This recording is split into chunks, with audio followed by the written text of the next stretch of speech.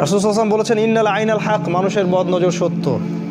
আপনার ছেলের স্বাস্থ্য খুব ভালো, এক জায়গায় নিয়ে গেলেন, মানুষ দেখলো বাহ আপনার ছেলে তো অনেক সুস্বাস্থ্যের অধিকারী, দেখবেন পরের দিন অসুস্থ হয়ে গেছে।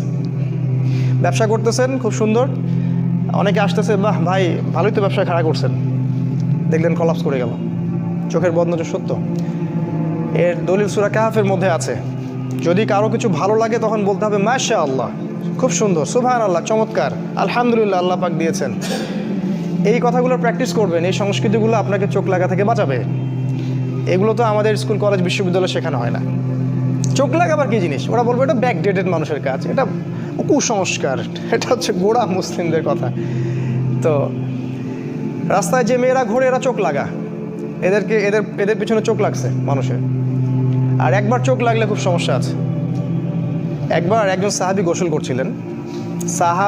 করছিলেন, আর একজন সাহাবী তাকে দেখে বলছেন যে বাহ তোমার স্কিনটা তো অনেক সুন্দর, একদম মনে হচ্ছে যে কুমারী মেয়ের মতো স্কিন। সাথে সাথে ওই সাহাবী ওখানে বেহুশ হয়ে পড়ে গেলেন, একদম